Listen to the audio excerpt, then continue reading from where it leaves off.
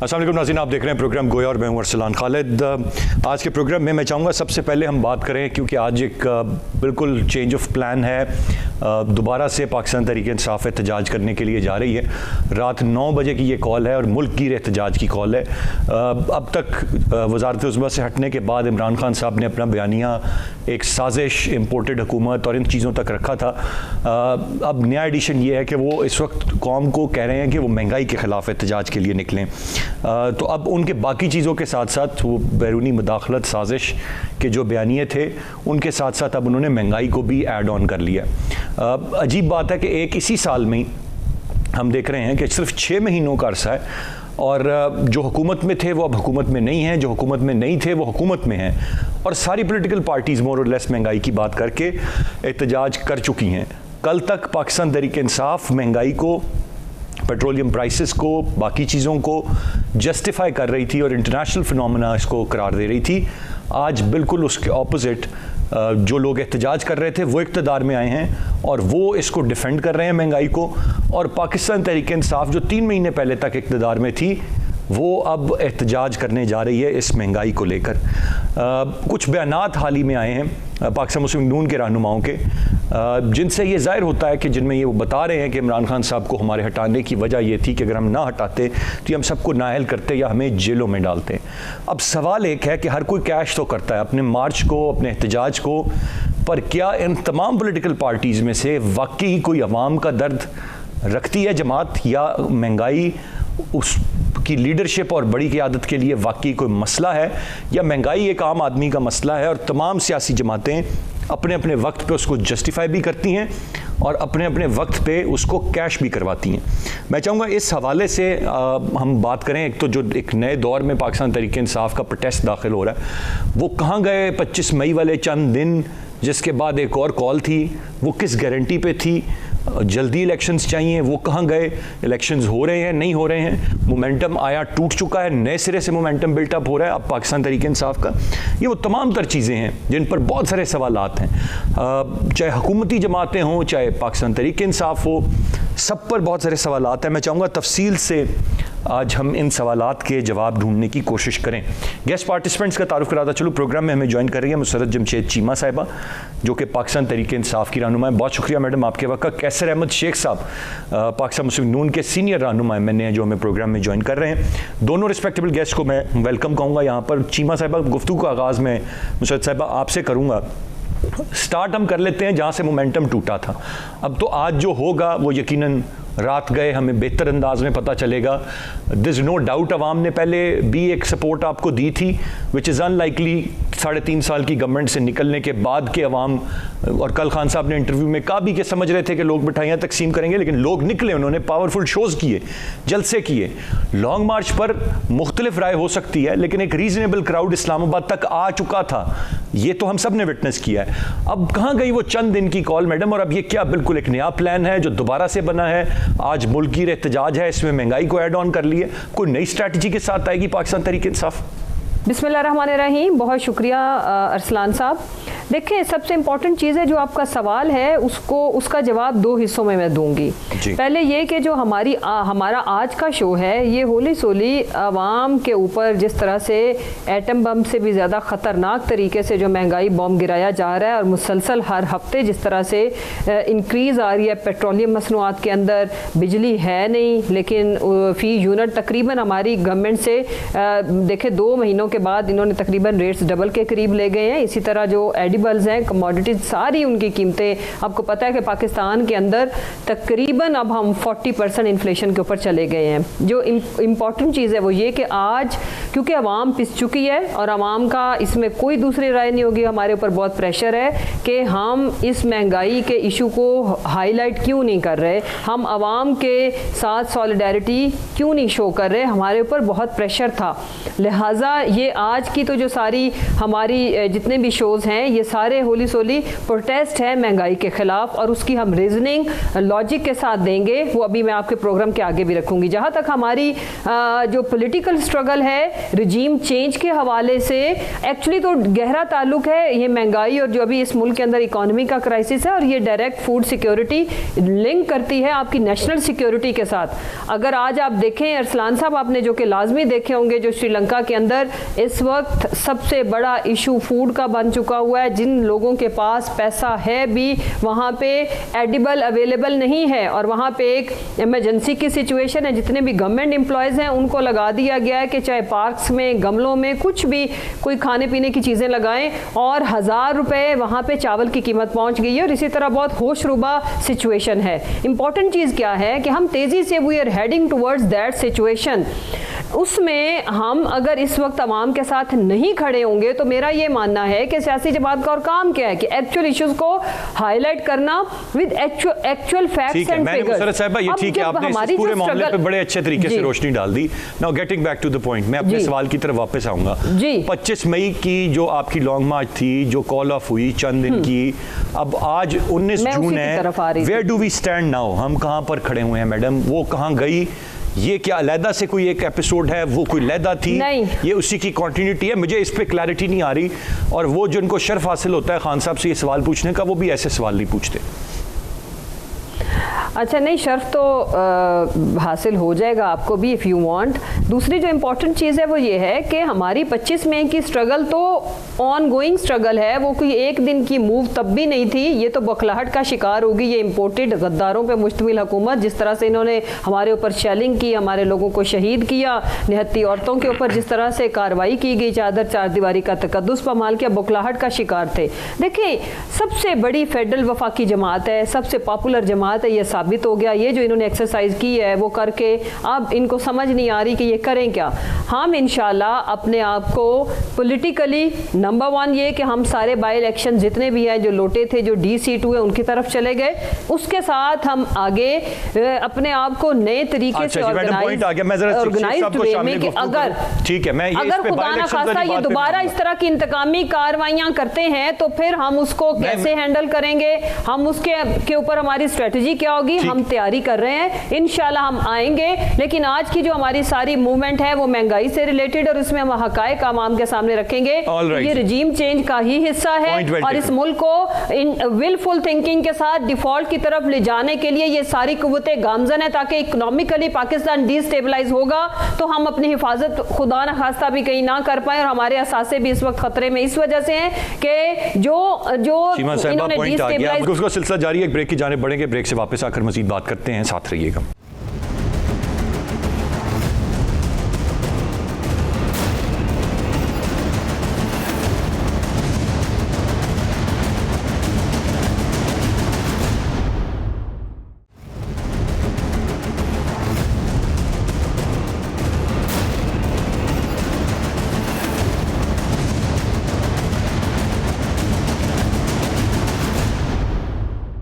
Welcome back. Sheikh साहब, इस वक्त सर ये बड़ी दिलचस्प सूरत हाल है, आप चूँकि समझते भी हैं ये तमाम तर चीज़ें, मईशत के मामलात, बड़ी गहरी नज़र आप रखते हैं। ये सर क्या कब तक, मुझे अब आवाम सवाल पूछने लगे हैं, कंफ्यूज हो गए। किसी एक पॉलिटिकल पार्टी की बात नहीं है। कल तक आप महंगाई मार्च लेकर आ रहे थे, बिलावल साहब लेकर आ रहे थे, मौलाना साहब लेकर आ रहे थे, आज आप लोग महंगाई का दिफा कर रहे हैं, ये एहतजाज करने जा रहे हैं। अवाम पूछ रहे हैं हो क्या रहा है, किसको सवाल करें? सभी तो एहतजाज कर रहे हैं, कल तक आप कर रहे थे, आज ये कर रहे हैं। बिस्मिल्लाहिर्रहमानिर्रहीम। देखिए, अरसलान खालिद, बहुत मुल्क की मईशत मखदूश है। मैंने 12 मई को एक तफसील से तकरीर की, हमने 21 अप्रैल को कैबिनेट हमारे यहाँ बनी, उससे तकरीबन 3 हफ्ते 21 दिन बाद मैंने ये तकरीर की। असम्बली में डिटेल तकरीर है, ये तो नहीं कि हमने 21 दिनों में तबाह कर दिया इकानमी को। मैंने कहा कि मईशत जो है वो डिफ़ॉल्ट बिल्कुल हो गई है, और उसको बचाना हम सब का काम है। इस वक्त वेंटिलेटर पे है। देखिए, अगर कोई मरीज, फर्ज कीजिए एक फैमिली में कोई इख्तलाफ भी हो जाता है और उनका कोई करीबी अजीज जो है वो वेंटिलेटर पे होता है, उस वक्त तो दुआ का है, सब करेंगे मिलके, ना कि वो झगड़े करेंगे, वो एहतजाज करेंगे उस वक्त। इस वक्त सिर्फ और सिर्फ हम सबको मिल के एक चार्टर ऑफ इकानमी करके, जो कि मियाँ शहबाज शरीफ साहब कह रहे हैं, जब वो अपोजिशन के लीडर थे तब भी उन्होंने ये बात की, आज वो प्राइम मिनिस्टर हैं तब भी यही बात कर रहे हैं, और बिलावल भुट्टो साहब ने भी उस वक्त भी ये बात की और आज भी कर रहे हैं। मेरा सिर्फ ये कहना है कि इस वक्त देखिए, उस 12 मई को मैंने क्या कहा कि $39 बिलियन इंपोर्ट और एक्सपोर्ट का फर्क हो गया। ये कहते हैं कि हमने एक्सपोर्ट बढ़ा दी, और भाई क्या एक्सपोर्ट बढ़ा दी कि इंपोर्ट और एक्सपोर्ट का गैप, बावजूद कि आपने डॉलर को 116 पे लिया और 189 तक पहुंचा दिया जब इनकी हुकूमत गई, 189 पे था, तो उसके बावजूद, क्योंकि असद उमर मेरे साथ फाइनेंस कमेटी में थे, वो कहते थे हम डॉलर को इसलिए बढ़ा रहे हैं और पाकिस्तानी रुपए को इसलिए डिवैल्यू कर रहे हैं क्योंकि IMF ये कहती है कि अगर आप डिवैल्यू कर देंगे तो आपकी एक्सपोर्ट बढ़ेगी ओ भाई, और इंपोर्ट कम होगी। हमारे तो इंपोर्ट और एक्सपोर्ट का गैप हाईएस्ट है, हमें रियलाइज करने की जरूरत। मैं किसी एक को ब्लेम गेम में नहीं डाल रहा, हमारी हुकूमत सही है। शेख साहब, ये बड़ी पॉजिटिव बात है कि आप ब्लेम गेम में नहीं डाले। इसी बात को जरा, आपने कहा इन्होंने 116 पे लिया पेट्रोल और 100 उसको डॉलर को और 180 तक ले गए। अब आप लोगों ने 180 पे लिया, अब आप 210 पे ले गए। इसी तरह पेट्रोल, अब यही तो, ये सियासत यही है ना, ये PTI यही बात कर रही है, और लोग कह रहे हैं जी कि आपके आने के बाद महंगाई। मैं तो ये कह रहा हूँ ये सियासत का वक्त ही नहीं है, हमारा मुल्क डूब रहा है। देखिए, इंडिया के पास इस वक्त $600 बिलियन के रिजर्व हैं, चाइना के पास $3,200 बिलियन रिजर्व है, हमारे पास $9 बिलियन रिजर्व है। हम कहाँ, बांग्लादेश के पास $40 बिलियन रिजर्व है। देखिए ना, हम कर्जे पे कर्जा ले रहे हैं। जो भी फाइनेंस मिनिस्टर आता है, चाहे इनके दौर में चाहे हमारे दौर में, जो आए वो मुझे बताइए नहीं कि उनकी तवज्जो तो सिर्फ IMF से, उसका 24 घंटे उनका यही काम है कि कैसे और कर्जा मिल जाए और हम अपने आप को डूबने से बचाएं। मेरे दोस्त कर्जा पहले ही ये छोड़ के गए हैं, इनके दौर में 20,000 अरब रुपए कर्जा बढ़ा है, 53,000 अरब रुपए कर्जा था, उसका जो सूद है वो 4,000 अरब से ऊपर हो गया है। अब मुझे ये बताइए, और 5,600 अरब रुपए ये खसारा बजट का डेफिसिट छोड़ के गए हैं, हाईएस्ट ये सारी चीजें हैं। अब उनमें डिफॉल्ट तो तकरीबन हो गया है, हम उसको बचाने की कोशिश ये भी कर रहे थे। मैं नहीं कह रहा कि इन्होंने नहीं की, मुल्क के देखिए सारी पार्टियां मुल्क की खैर खा हैं। हमने उस वक्त कहा महंगाई हो रही है, अब ये कह रहे हैं महंगाई हो रही है, और वाकई हो रही है। अब आम इस वक्त पिस गई है, हम जाते हैं अपने इलाकों में तो हमें वो हमारे ऊपर बातें करते हैं कि आप हमारे नुमाइंदे, आप क्या कर रहे हैं। मैं सिर्फ ये कह रहा हूँ कि उसका हल क्या है।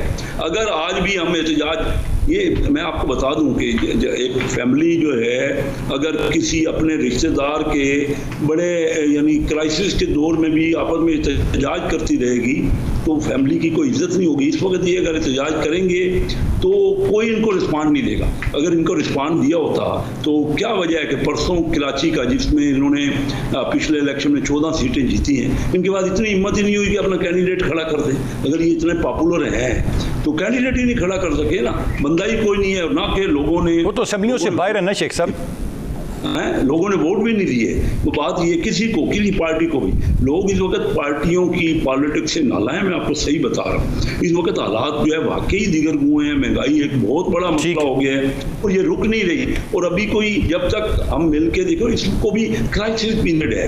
इस वक्त डॉलर आज 210 रुपए के करीब है।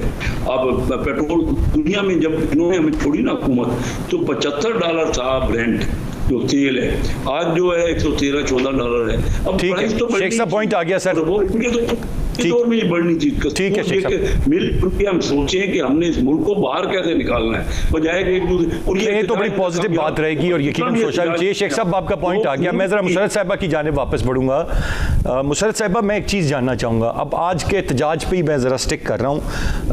कल तक आप लोगों की हुकूमत थी और अब हम आपसे सवाल करते थे और आप हमें बताते थे कि महंगाई एक आलमी मसला है। खान साहब अपने खिताब में कौम को ये बताते थे, आपके वुज़रा, आप लोग, तमाम लोग हमें ये बात बताते थे।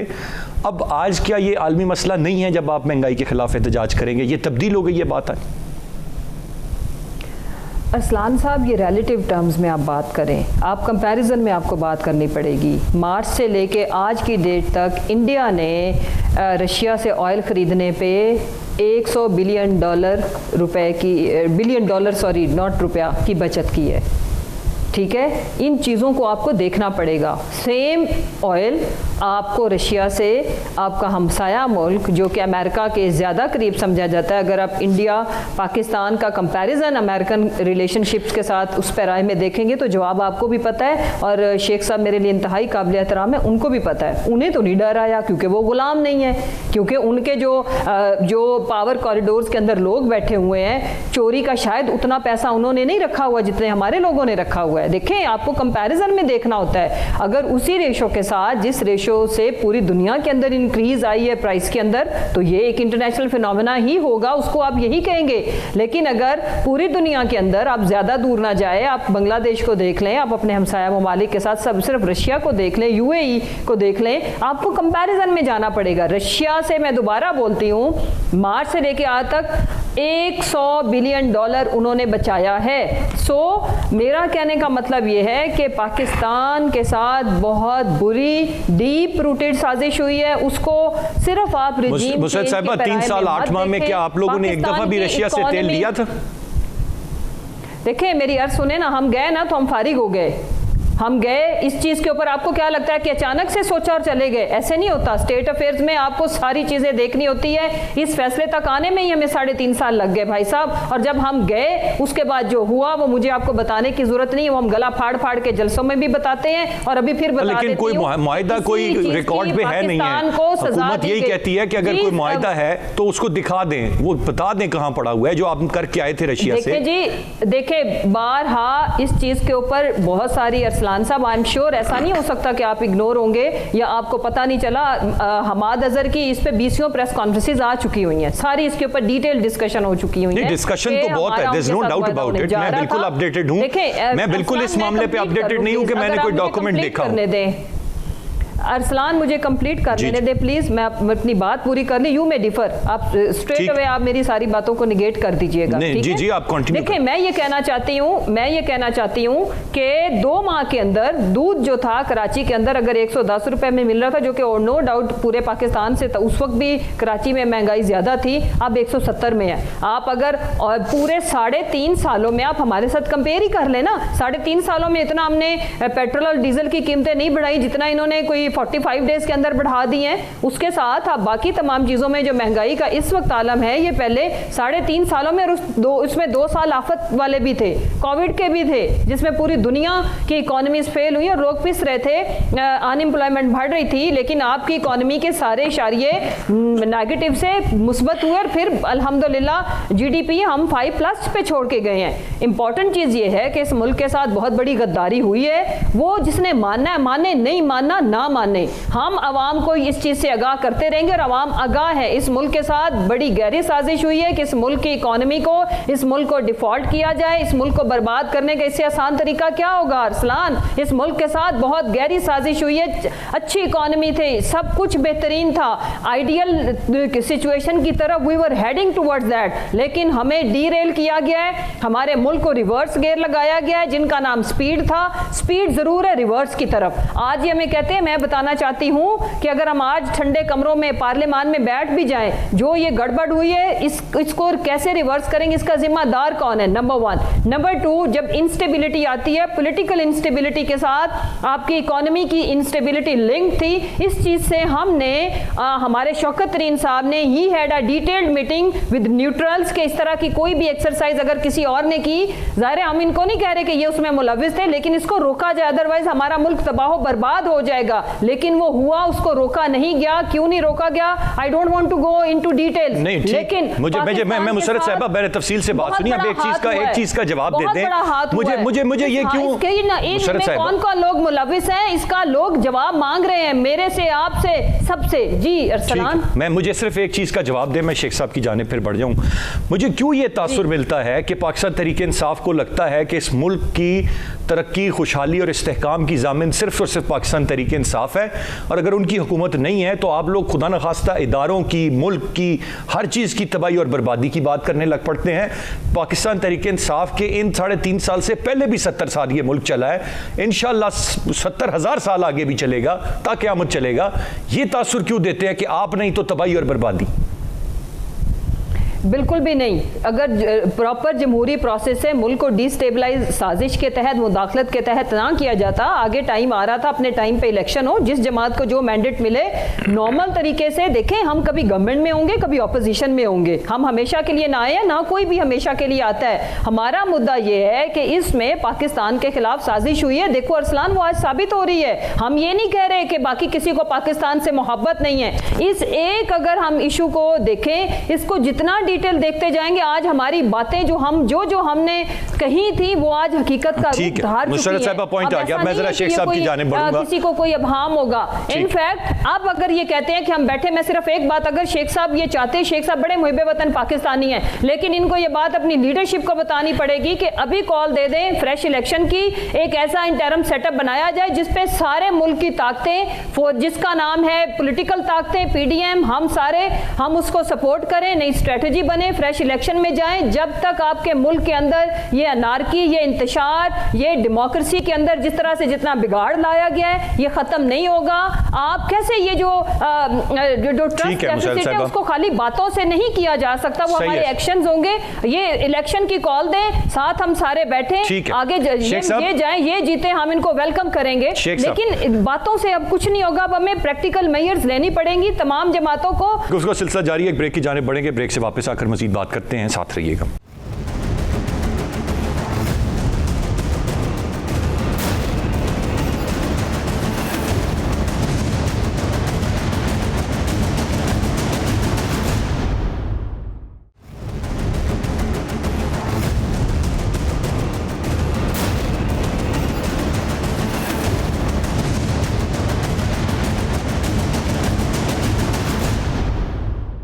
Welcome back. शेख साहब, ये ज़रा मुझे काइंडली ये रूस से तेल वाला मसला हल करके आज बता दें और समझा दें। देखिए, मसरत चीमा साहबा बड़े जज्बात में हैं। देखिए, रूस से पहले तो कोई भी बिजनेस जानता है तो उसको पता होता है, पहले तो मेमोरेंडम ऑफ अंडरस्टैंडिंग होता है, जिसको बोलते हैं MOU, कि हमारी तवज्जो है, हमारा ख्याल है कि हम उनसे ख़रीद लेंगे। कॉन्ट्रैक्ट तो बहुत बाद की बात होती है। आज तक MOU की भी कोई दस्तावेज नहीं है कि हमने MOU साइन किया हो या ये कहा हो कि हमारा इरादा है रूस से खरीदने का। ये तो सिर्फ बात की बातें हैं। क्यों नहीं है हमारा इरादा? चले इस पे आ जाए। अब अगर आपकी अब हुकूमत है और सस्ता तेल मिलता है और भारत की मिसाल ऑन रिकॉर्ड है, तो क्यों नहीं हम इस तरफ जाते? देखिए, मेरी बात सुनिए। ईरान से हमने आज से 8 साल पहले पीपल पार्टी के दौर में गैस लाइन का समझौता किया था, कॉन्ट्रैक्ट किया था। ईरान ने अपने बॉर्डर तक गैस लाइन दे दी। गैस ईरान के पास सस्ती है। 8 साल पुरानी बात कर रहा हूँ। 8 साल से इनका दौर भी बीच में रहा, 3.5 पौने 4 साल। भाई, ईरान से गैस की, और वो तो उनके हमारे बॉर्डर तक लाइन उन्होंने बिछा दी है। आप खरीद नहीं खरीद सकते ना ईरान से गैस। ये इतना आसान नहीं है। जब आपके पास $9 अरब होंगे और आपने IMF के पास भी जाना होगा और आपने FATF से भी निकलना होगा, और आप दुनिया की ताकतों से नहीं लगा सकते ये जो टसल होती है ना। ये अगर कोई समझने वाला हो तो समझेगा ना। चाइना जैसा मुल्क जिसके पास $3,200 अरब है, वो भी अमेरिका से खुला नहीं जिस तरह ये बातें कर रहे हैं कि वो साजिश हो गई, रिजीम चेंज हो गया। चाइना जैसा मुल्क भी उनके साथ बना के रखता है, WTO में उनके साथ है, और वो IMF में भी उनके साथ होता है, FATF में भी उनके साथ होता है। ये आसान नहीं है। शेख साहब, ये जो इनका मौक़िफ़ है खान साहब का, वो तो कल उन्होंने वाजे किया ना। वो कब कहते हैं कि किसी से बिगाड़ लो?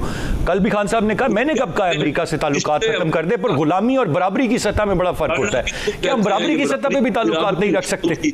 देखिए, अमेरिका और हमारी बराबरी अगर आप जब भी चाहेंगे करके देख लें। किसी मुल्क की बराबरी देख लिया है, जो रशिया ने जो कुछ किया, और रशिया के साथ जो कुछ उनकी भी सैंक्शन लग गई। ईरान ने इतने अरसे से बराबरी की कोशिश की, अपने तबाह कर लिया अपने मुशीत को। हमने तो वैसे ही अपने आप को क्योंकि प्लान ही नहीं किया। हमारा 60s में हमारी मुशीत इतनी अच्छी थी, 4 बड़ी मुशीतों में थी।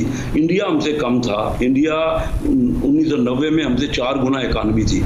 आज उनकी इकानमी 11 गुना है पाकिस्तान से। उनके हमने उनको सिखाया मार्केट का ओपनिंग अप। हमारे डॉक्टर महबूब हक से आपने, मनमोहन सिंह उनके वहाँ प्राइम मिनिस्टर से, आपस में कोलीग और दोस्त थे, मैं हकीकतें आपको बता रहा हूँ।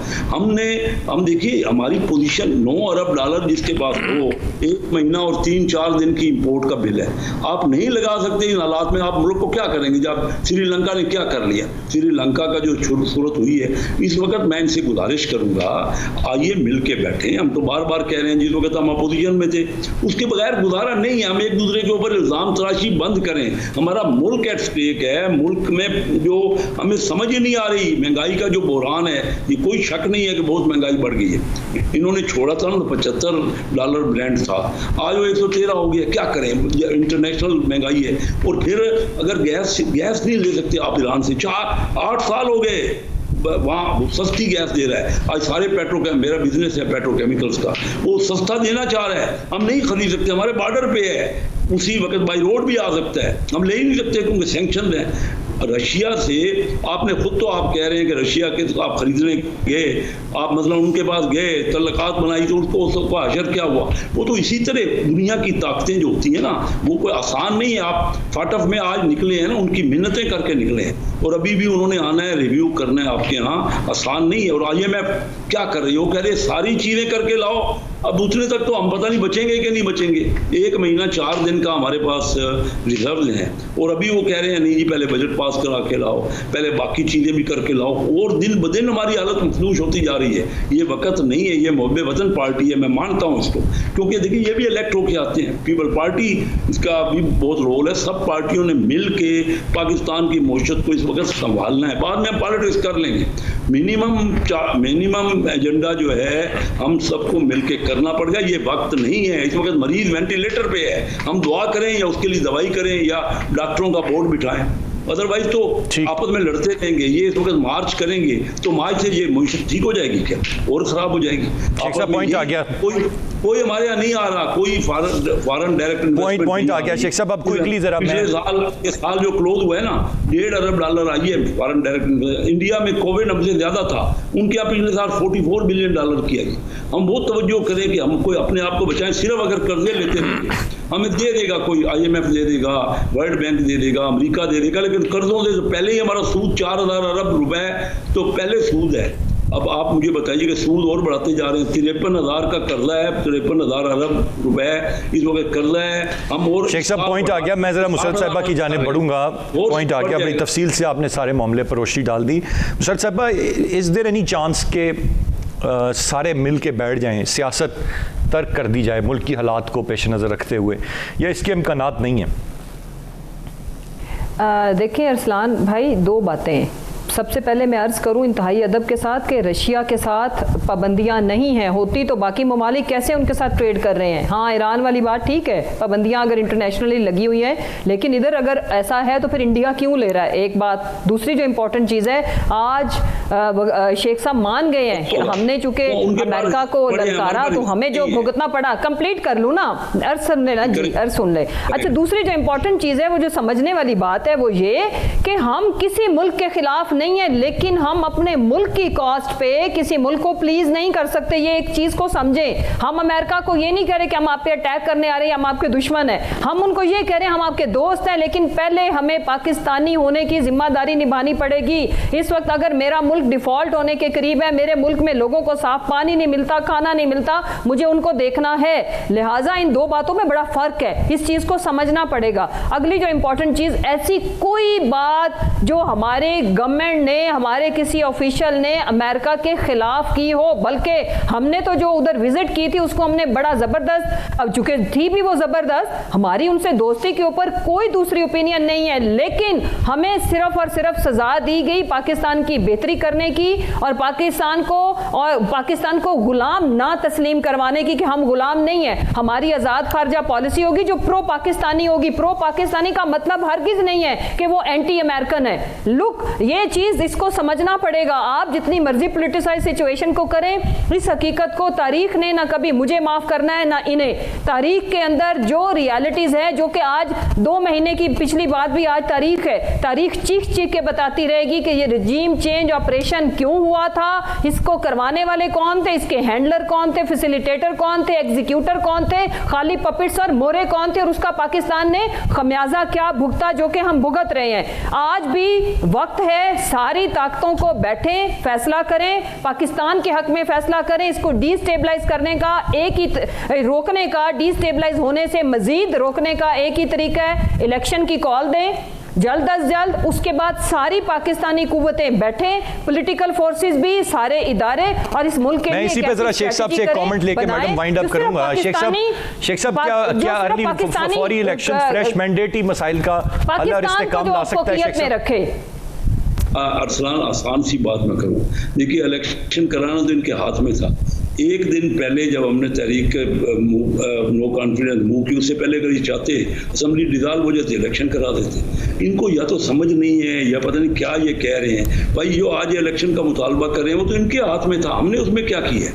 हमने तो कुछ नहीं किया। ये इलेक्शन अपने जब चाहते करवा देते। ये एक दिन इनको पता नहीं लगा कि हम नो कॉन्फिडेंस हो, अगर इनके खिलाफ कोई रिजीम चेंज हो रही थी और इनको अंदाजा ही नहीं था, तो आप मुझे बताइए अगर चाहते शेख साहब क्या फौरी इलेक्शन मुल्क में इस्तेकाम ला सकते हैं? सर सिर्फ इसका जवाब दे दें। जी किसका? कि फौरी इलेक्शंस क्या मुल्क में इस्तेकाम ला सकते हैं?